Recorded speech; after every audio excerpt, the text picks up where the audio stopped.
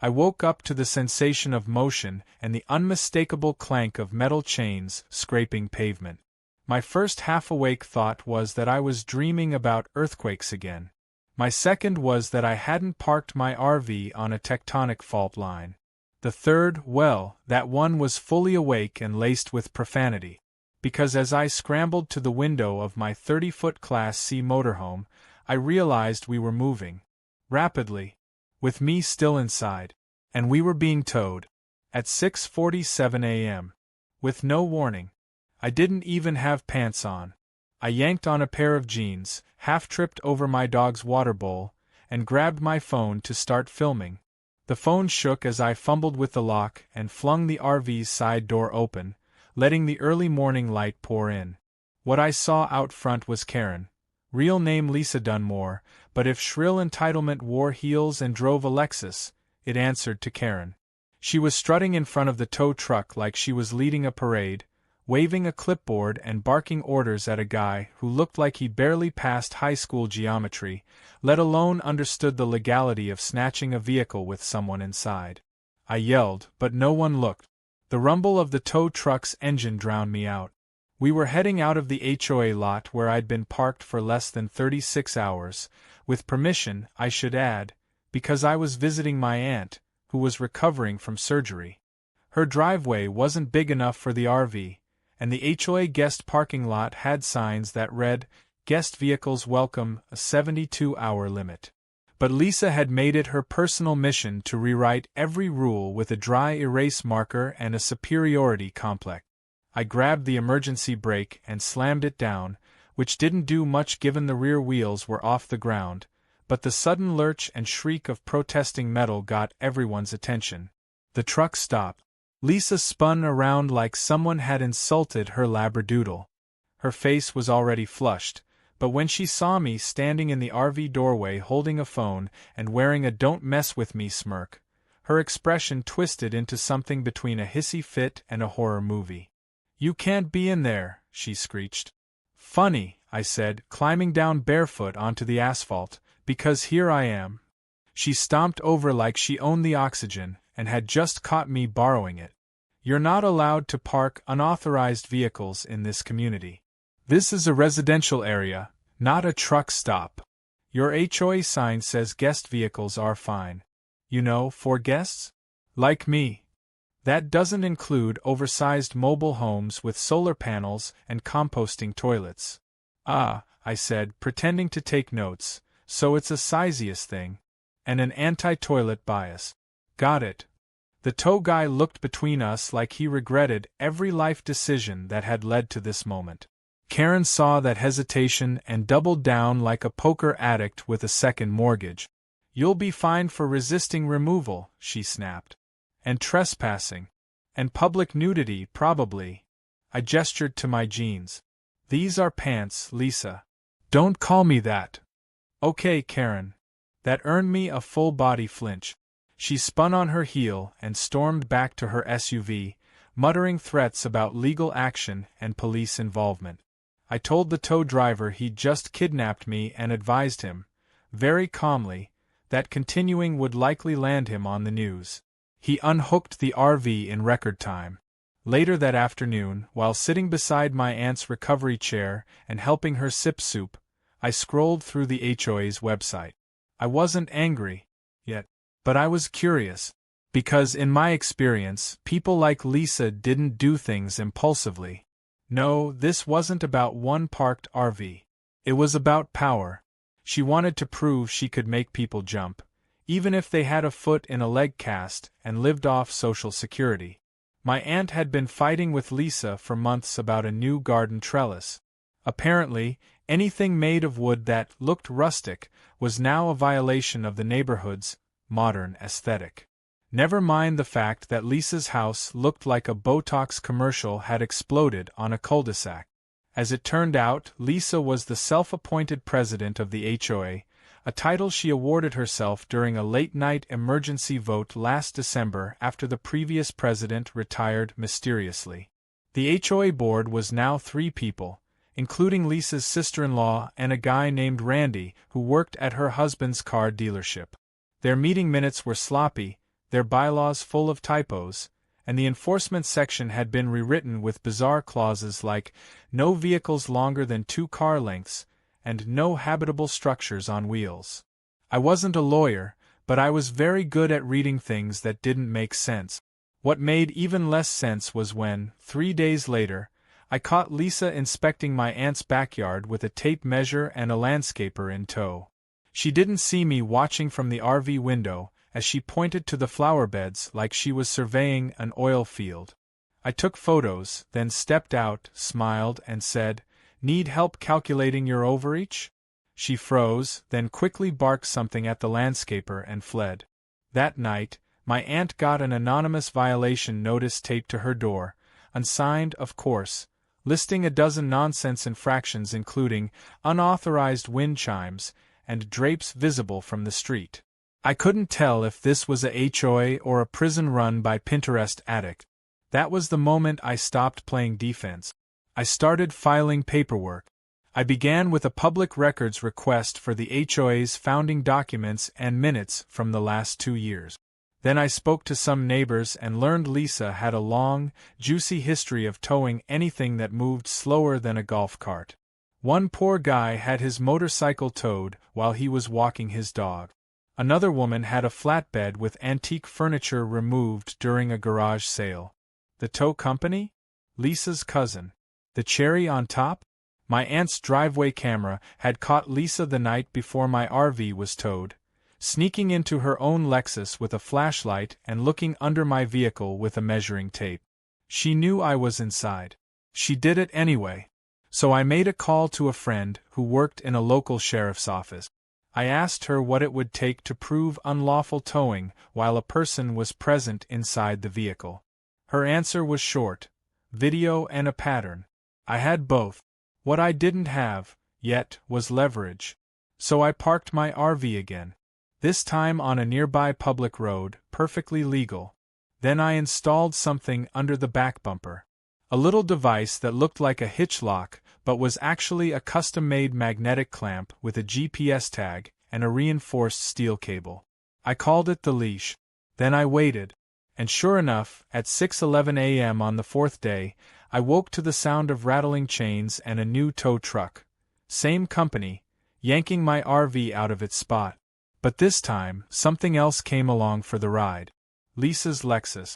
Still parked inches behind my rig from the night before. And thanks to a clever little clamp I'd attached in plain sight, the hitch cable had caught her undercarriage like a fishhook. I didn't even have to leave the RV. I just sat back, filmed the chaos through the window, and let the trap spring itself. As the RV rolled forward, the cable tightened, Lisa's car lurched, and within seconds her rear bumper was halfway down the block. That's when I stepped out in full view, sipping coffee, grinning, and said, "Good morning, Lisa. You hitched a ride." And she screamed.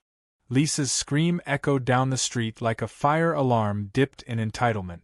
I don't know if it was the sound of her Lexus's rear axle snapping or the fact that her precious luxury SUV had been effectively tethered to the same illegal RV she had tried to expel twice, but the look on her face told me everything I needed to know. She realized she'd just stepped into a trap, and it was airtight.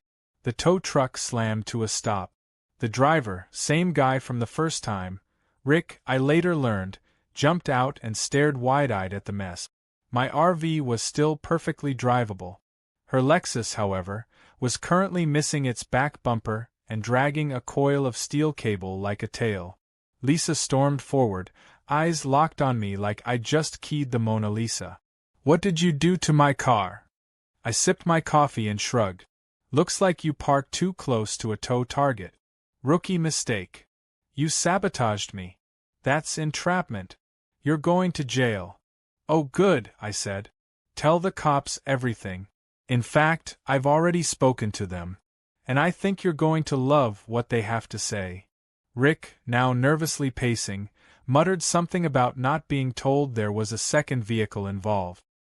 He tried to unlatch the cable but quickly realized the locking mechanism had been double reinforced with a steel ratchet and a GPS tracker, designed to snap under manual tampering. I calmly offered to remove it with my phone app. Rick turned to Lisa. I think you should just back off a bit. Lisa was already dialing her husband. She was shouting into her phone about lawsuits, vehicular sabotage, and how I'd violated her Lexus like a criminal mastermind. I let her rant. Then I opened my app, pressed release, and the clamp dropped to the pavement with a loud thunk. Rick flinched. Lisa's mouth fell open. My RV was free. Her SUV, however, was bleeding plastic shards and was going nowhere. I stepped into my RV, started the engine, and slowly drove back to the exact public street where I'd legally parked earlier. A few neighbors had stepped out to witness the scene, one of them even holding a mug labeled, HOA equals hell on asphalt.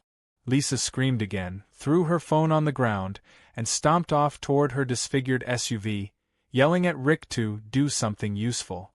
He gave me a helpless look and muttered, "I'm too old for this crap," then went to deal with the bumper carnage. Back at my aunt's, I uploaded the footage. All of it. The first illegal tow, the second one with Lisa's Lexus, and the full sequence of her violating her own HOA parking ordinances by leaving her car behind mine overnight. But I didn't post it to Reddit. Not yet. That would have been too easy. No, I sent the compilation directly to the County Code Enforcement Office, the City Council's legal advisory, and the local sheriff's department with a simple subject line: pattern of predatory towing, involving an HOA official. I attached timestamps, HOA bylaws, and the camera footage from my aunt's porch showing Lisa examining the RV before the first tow. Within 48 hours, a city investigator called me. He sounded both amused and intrigued. "Mr. Hawthorne," he said, "are you a lawyer?" "Nope. Just petty with internet access."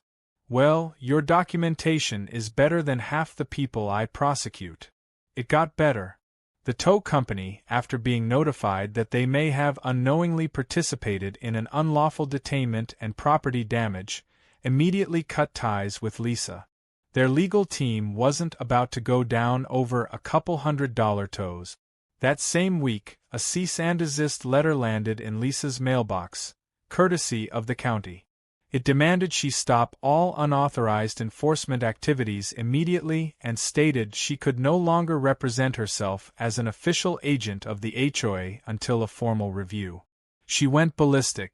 The next time I saw her, she was in full meltdown mode at an emergency HOA meeting hastily arranged in the community clubhouse.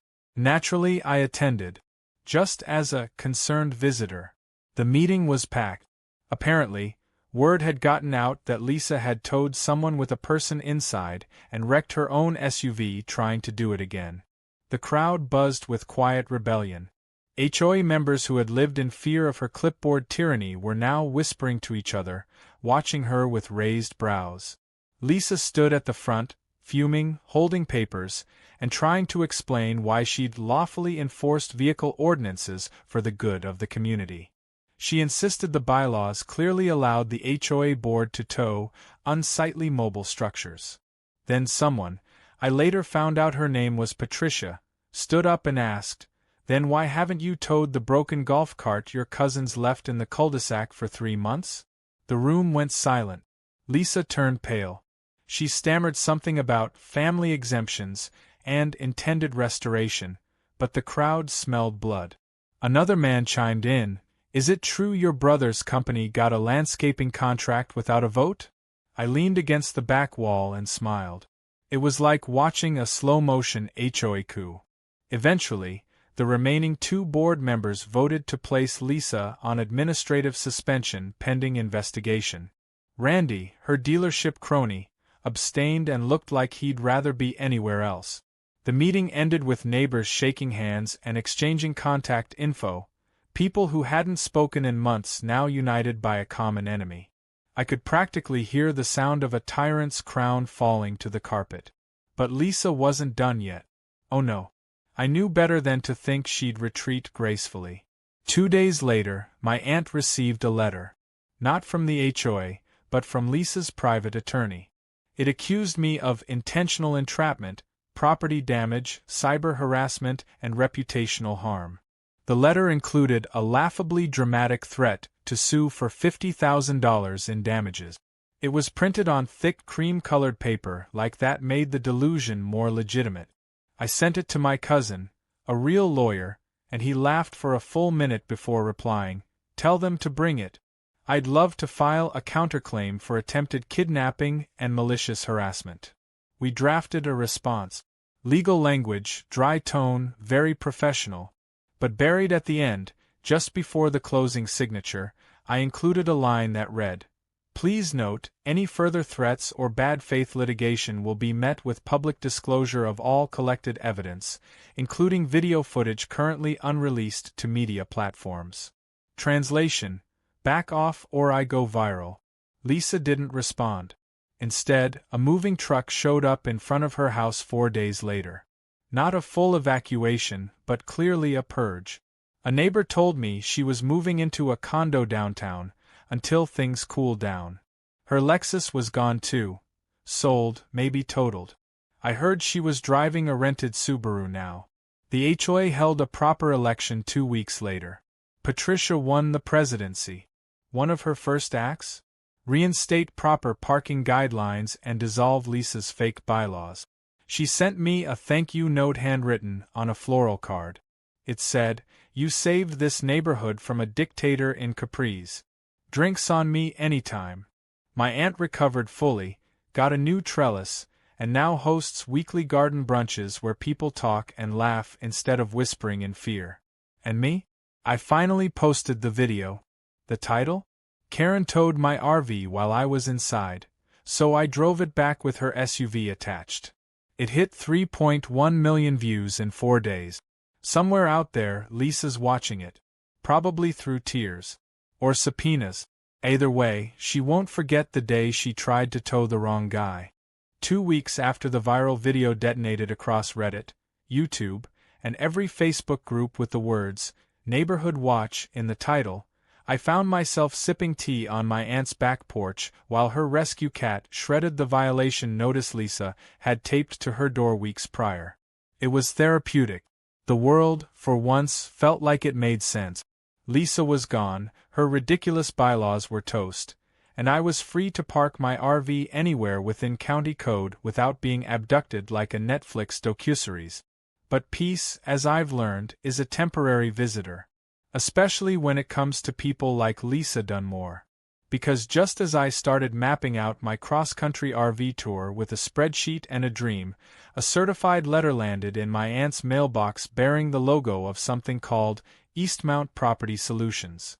I thought it was junk at first, some kind of contractor flyer or offer for pest control. But when I opened it, the letter inside made my stomach tighten. It was a notice of complaint.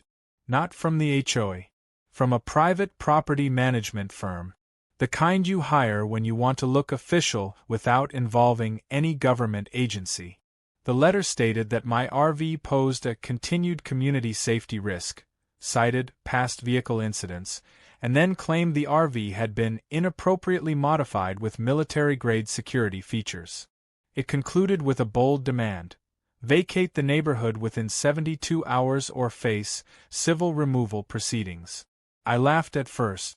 Military grade? My custom hitch lock was built by a guy on Etsy. But the more I read, the more I realized, Lisa wasn't gone. She had just changed uniforms. She was trying to reinvent herself under the guise of a property solutions company. The return address on the envelope? A P.O. box in the same zip code. The signature at the bottom? L. D. Whitmore, Community Asset Coordinator. Lisa Dunmore had rebranded. Now I've met a lot of petty people in my life. But Lisa was in a league of her own. She wasn't just trying to win a battle. She was determined to control the narrative. It wasn't enough that she'd been booted from the HOA and publicly humiliated. She needed the last word. And she'd apparently created a shell company to get it. I went straight to the county clerk's office. A quick business license search turned up Eastmount Property Solutions LLC, registered 3 days after her suspension. Listed agent, Linda Whitmore. Lisa's middle name plus her mother's maiden name. She really thought she was clever. But here's the thing. You can't hide behind a paper mask if the paper trail leads straight to your smug, red-faced front porch. I filed a formal complaint against Eastmount for impersonating a municipal enforcement body. Then I called Patricia, the newly elected HOA president, and explained what Lisa was up to. She was furious. Not performative, HOA meeting furious. Real, I will burn her fake company down furious. Within hours, Patricia had alerted the full board and sent out a newsletter to the entire neighborhood warning them not to respond to anything from Eastmount. She even included screenshots of the business license tied back to Lisa. The HOA was finally doing something useful. But that didn't stop Lisa. The next morning, I woke to find my RV vandalized. Someone had spray-painted Predator across the rear panel in dripping red paint. The solar panel wiring had been slashed. My backup camera was ripped out and hanging by a thread. And just for good measure, someone had shoved wet mulch into the exhaust pipe. It was calculated, petty, and unmistakably Lisa. I didn't panic. I documented everything. Photos, time-stamped video, even the footprints in the gravel path near the RV. I called the police and filed a vandalism report. But then I did something else. I installed a new camera system. One with 360-degree vision, infrared, motion alerts, and cloud backup. If Lisa wanted to escalate, I'd be ready. The next day, I parked my RV right back in the same legal, public space. Cleaned up, repaired, refreshed, and baited. That night, at 3:42 a.m., the new camera system sent a motion alert to my phone. I opened the live feed and there she was. Lisa, dressed in black sweatpants and a windbreaker, hoodie up like she was auditioning for a bad spy movie. She approached the RV holding what looked like a can of something, probably paint thinner or spray adhesive. But this time, I didn't confront her. I didn't yell or run out. I called the police and let the scene play out. They arrived mid-vandalism. Flashlights, squad car lights, the works. Lisa froze mid-spray, the can hissing in her hand as one of the officers shouted at her to drop it. When they cuffed her, she screamed, "I own this block," which was hilariously untrue, even by HOA standards. I watched from inside the RV as they loaded her into the cruiser, wailing about community rights and dangerous men in RVs. Then I handed over the footage to the officers and calmly asked if they needed coffee. The arrest made the local news. Not front page, but the online community forums lit up like a 4th of July barbecue. Comments poured in. "Wait, is this the same Lisa who fined me for putting out Halloween pumpkins before October? She tried to charge me for parking on my own lawn. She banned my kids' lemonade stand. My favorite? I thought she moved. Why is she still ruining lives?" Because Lisa wasn't just a Karen. She was a habitual tyrant who didn't know how to stop pushing until the walls collapsed around her. But this time, the collapse was visible. On paper, on video, in court. She was charged with vandalism, attempted destruction of private property, and criminal trespass. I attended the arraignment, not because I had to, but because I wanted to see the expression on her face when she realized her fake company couldn't shield her from real-world consequences. She sat at the defendant's table, arms crossed, face pale, her lawyer whispering frantically. The judge reviewed the footage, sighed, and said, "This is the third case this month involving fake enforcement threats. I'm getting real tired of pretend authority." Lisa was released on bond. Her trial date was set. And in the meantime, a restraining order was issued. She was legally barred from coming within 300 feet of me, my RV, or my aunt's house. And just to make things more poetic, Patricia got a court-approved community-wide bulletin sent out stating Lisa was not affiliated with any HOA or management entity and should be reported if seen issuing orders or notices. So naturally, she vanished again. But not before one final act of desperation. A week later, I got an email from an anonymous address. The subject line, "Last Chance."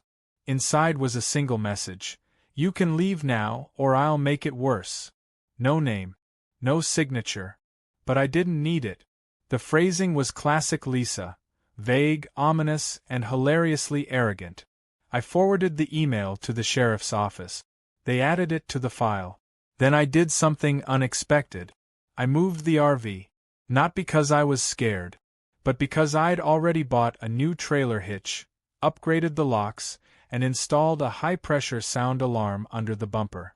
I wanted Lisa to think I was retreating. Instead, I towed the RV around the corner and parked it in view of her old house, now for sale, with a faded, price-reduced sign out front. I set up lawn chairs, invited neighbors, played Lisa's arrest video on a portable projector, and we watched, together, as the past finally let go of the block it tried to strangle. It was, quite possibly, the best movie night of my life. I didn't plan to become the folk hero of suburban revenge fantasies, but by the time the projector hit Lisa's mugshot mid-movie night, I had people bringing popcorn and asking for updates like I was running a serialized true crime series. My aunt's neighbors, formerly timid, wary, HOA-fearing zombies, were now blossoming into rebels with HOA citations framed on their walls like war medals. Someone even suggested renaming the street Karen's End. I pretended to hate the attention, but the truth was, after weeks of mental judo with Lisa Dunmore, it felt good to win a few rounds by doing absolutely nothing except sit in a lawn chair and let justice marinate. But Lisa wasn't done. No, Lisa's favorite genre wasn't lesson learned. It was comeback no one asked for. And while her SUV was totaled, her reputation fried, and her HOA power surgically removed like a tumor, she still had one move left on the board. Her trial date approached quietly. Too quietly. No unhinged emails. No new shell companies. No sightings in the neighborhood. I almost believed she was finally done. But then, 2 days before the hearing, I received a visit. Not from Lisa, but from a man in a navy suit and mirrored sunglasses who looked like he had 3 LinkedIn profiles and no sense of humor. He knocked on the RV door like he was serving a warrant. When I opened it, he handed me a subpoena. Lisa was countersuing. According to the paperwork, she was alleging defamation, emotional distress, property entanglement, whatever that meant, and public humiliation caused by the reckless distribution of falsified imagery. The attached exhibits included my viral video, my Reddit post, and even the footage of her being arrested at 3:42 a.m. I smiled as I flipped through the pages. "Let me guess," I said. "You're the attorney?" He frowned. "Private process server. Is he also a magician? Because these claims are pure fiction." He didn't laugh. Just turned and walked back to his rented black sedan, which didn't quite match the arrogance of Lisa's old Lexus but screamed, desperate attempt to look official. I filed the countersuit paperwork with my cousin's help. But we weren't just going to defend the case. We were going to use the courtroom as a spotlight and watch Lisa unravel in real time. The day of the trial was pure cinematic poetry. I wore a dark button-down shirt, no tie, casual but respectable. Lisa, on the other hand, arrived in a dusty lavender suit that looked like it had been ironed angrily. Her hair was pulled so tight it looked like she was trying to reverse time through scalp tension. Her lawyer was a balding man with a file folder so thin it may as well have been a menu. The courtroom was modest. A dozen chairs, a single American flag, a worn-out stenographer who looked like she'd seen 20 years of HOA disputes and had no faith left in humanity. The judge, Judge Altman, was a gray-haired woman with glasses, a resting disappointment face, and a voice that suggested she'd rather be dealing with tax fraud than HOA Karen drama. Lisa's lawyer opened with a performance so weak it made me wonder if he'd practiced it in front of a mirror or just muttered it during his drive over. He painted Lisa as a well-meaning community leader who had been publicly slandered and subjected to unjust internet ridicule orchestrated by the defendant. The judge stopped him mid-sentence. "Was your client arrested while vandalizing the defendant's vehicle?" "Well, Your Honor, Yes or no?" He hesitated. "Yes, Your Honor." Was she involved in unauthorized towing activity? She believed she was acting in. That's a yes. And did she form a fake property management company to circumvent HOA authority after being suspended? Silence. Then, she registered a business, yes. The judge looked at me. Mr. Hawthorne, would you like to respond? I stood slowly. No dramatic pacing. No yelling. Just facts, sarcasm, and a smile. Your Honor, I didn't ruin Lisa's reputation. She demolished it with the grace of a wrecking ball on roller skate. I documented illegal activity, submitted it to authorities, and exercised my right to tell my story online, with full evidence attached. If she finds that humiliating, that's not defamation. That's consequence. Lisa's face turned a shade of red previously undocumented by dermatology. Her lawyer stammered something about undue emotional burden, but the judge cut him off again. The burden here, she said, seems to be on this court's patience. She dismissed the countersuit in under 6 minutes. But what came next surprised even me. Judge Altman shuffled through her papers, then addressed Lisa directly. I've reviewed the timeline of events, Ms. Dunmore. You were involved in repeated acts of harassment, impersonation of a public entity, and vandalism. While criminal charges are being handled separately, I am awarding Mr. Hawthorne $7,500 in compensatory damages for the cost of repairs and emotional distress. Furthermore, I'm recommending this case to the County Legal Advisory for civil penalties against you and your fraudulent business entity. Lisa stood, spluttered, and tried to protest, but her lawyer gently tugged at her sleeve like a child reminding his mom not to make a scene in Walmart. She sat, fuming, frozen, powerless. When I walked out of that courtroom, I felt lighter. Not because of the money, though it was a lovely bonus, but because I'd watched someone who spent their life lording power over others get held to account by a system she thought she could manipulate. And the timing couldn't have been better. The story hit local news again. Headlines read, Former HOA President Loses Defamation Suit, Ordered to Pay Victim, and Karen Meets Courtroom Karma. A local podcaster even asked if I'd do an interview. I declined, but my aunt printed the headline and framed it in the living room. Lisa's house finally sold, well below market value. Her Lexus was never seen again. Rumor had it she moved to an apartment complex with no HOA, but a notoriously nosy doorman. I almost felt bad for the guy. Almost. But the final twist came when Patricia called me a week later. You're not going to believe this, she said. We found out Lisa had been pocketing HOA funds for years. Reimbursement checks for landscaping services that were never performed. Fake maintenance invoices. It was a full operation. Turns out the towing scam wasn't a one-off. She'd been using HOA power to bleed the community dry one invoice at a time. Patricia brought in an accountant, and now they were pursuing full financial restitution.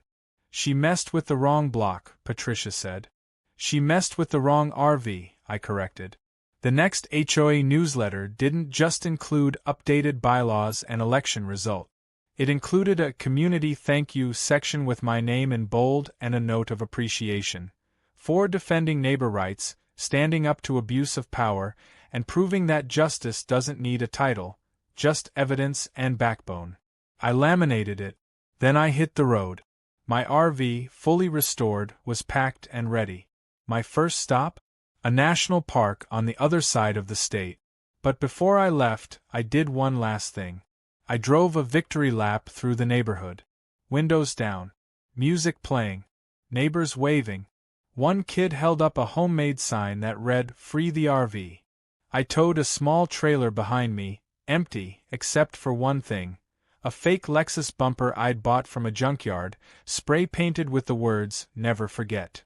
Petty? Maybe. But poetic? Absolutely. The further I drove from Lisa's old domain, the clearer everything felt. Not just the literal air, crisp, pine-scented, a welcome change from HOA-stifled suburbia, but the emotional space, too. The constant sense of surveillance, the manufactured rules, the ego masquerading as community order, it all shrank in the rearview mirror. I was free.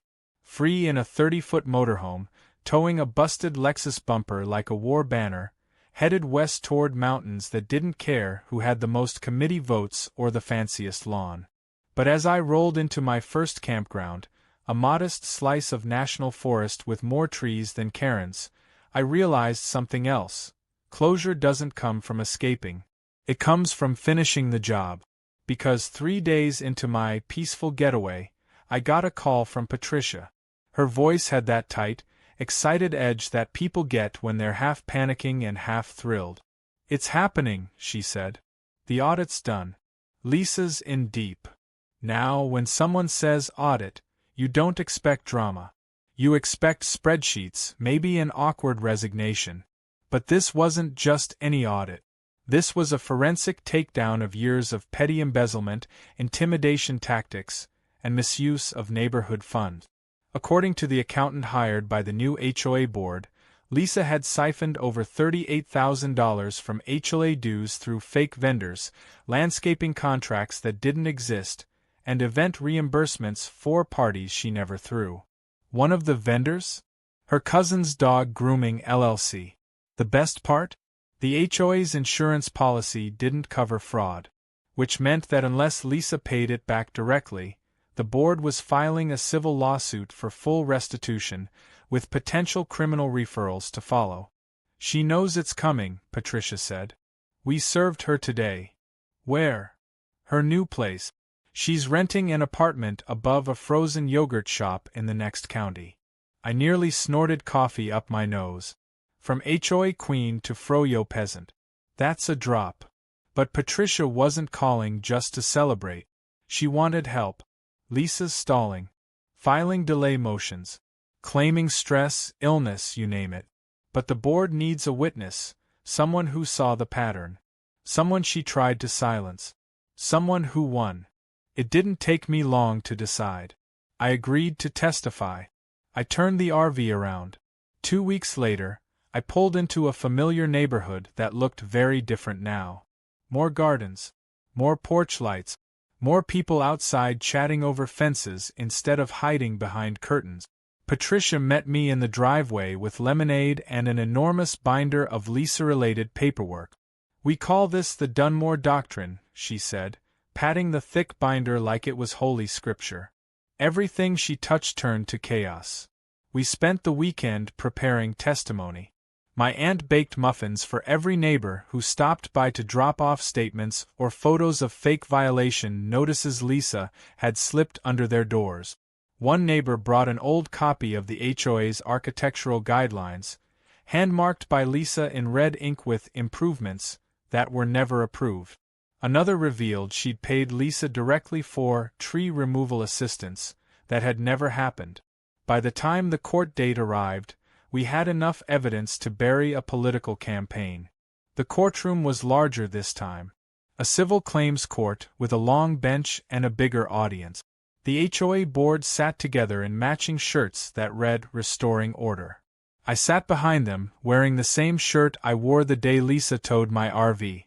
Calm blue, no logos, just vibes. Lisa entered flanked by her new lawyer, slicker than the last one, but visibly stressed. She looked different. Smaller. Not physically, she was still a tall, commanding presence, but she didn't carry herself like a queen anymore. Her posture slouched. Her eyes darted. She wore flats.